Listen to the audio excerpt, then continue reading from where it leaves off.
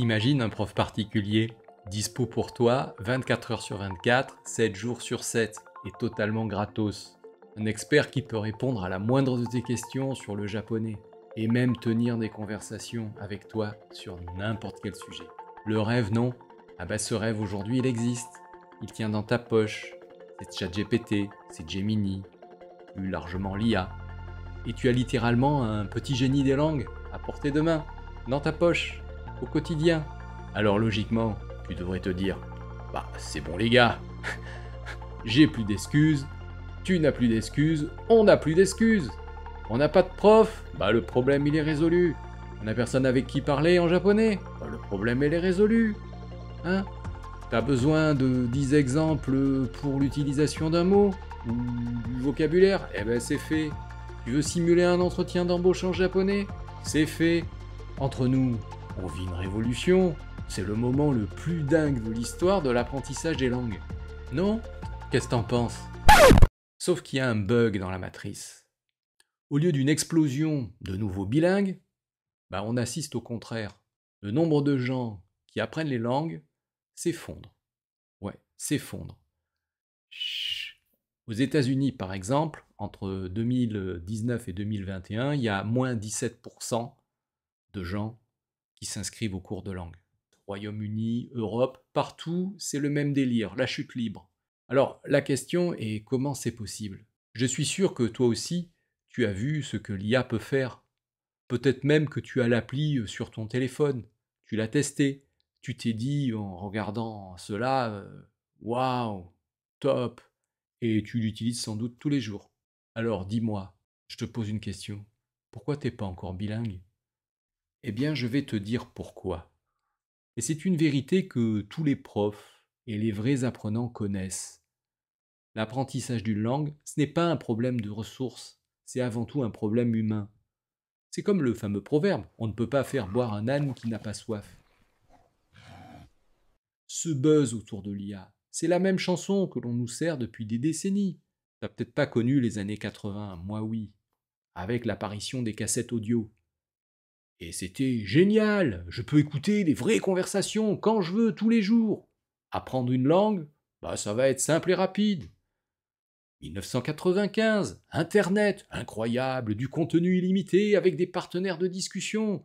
Apprendre le japonais, ça va être simple et rapide. 2010, les smartphones, les applis, parfait, 5 minutes par jour dans le train. Apprendre le japonais ou une langue, ça va être simple et rapide. Et aujourd'hui, c'est la même chose avec l'IA.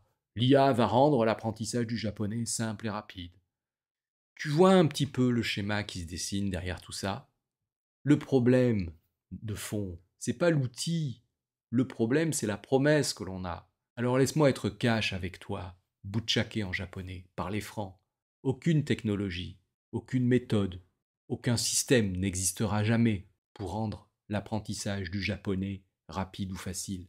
Apprendre une langue, c'est sûrement la chose la plus difficile que tu feras dans ta vie d'adulte, et encore plus le japonais, quand tu es francophone. Quand tu enlèves la technologie, le contenu, les profs, il reste quoi à la fin? Il reste toi et ton envie d'apprendre. Apprendre, c'est pas un truc que tu peux acheter ou déléguer à une machine, c'est toi qui dois le faire. Le résultat, tu dois le mériter en bossant. C'est ça le plus grand danger de toutes ces méthodes miracles. Elles te vendent une illusion, l'illusion que tu peux y arriver sans effort. La vraie clé, le game changer, ce n'est pas la technique, c'est ton état d'esprit. C'est la seule chose qui sépare l'échec de la réussite. Pour te le prouver, je veux t'amener là où tu t'y attendras le moins, c'est-à-dire en pleine guerre, la guerre Iran-Irak des années 80. Il y avait des milliers de prisonniers dans des camps hostiles, le pire roi sur terre pour apprendre quoi que ce soit. Et pourtant, c'est exactement ce que certains ont fait. Leur motivation, vaincre l'ennui, ne pas gâcher leur temps, espérer une vie meilleure. Ils n'avaient aucune ressource, pas de livres, pas de stylo. Et tu sais qui c'était leur prof? D'autres prisonniers avaient appris l'anglais avant la guerre. Les cours se faisaient en secret, en écrivant des mots sur la terre avec un bâton.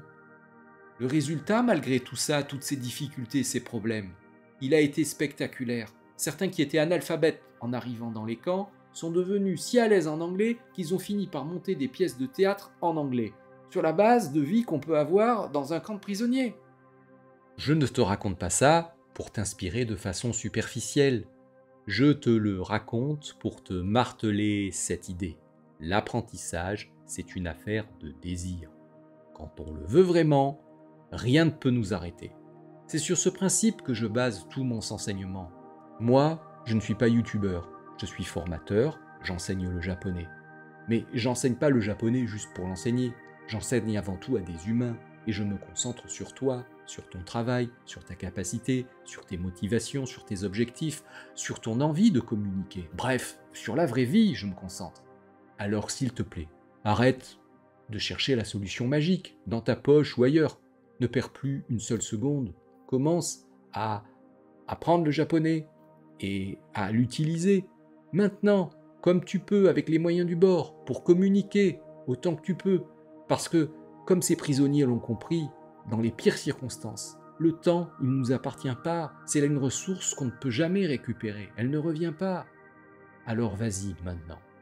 Je suis Pascal, j'enseigne le japonais et je te retrouve en cours. Yoroshiku.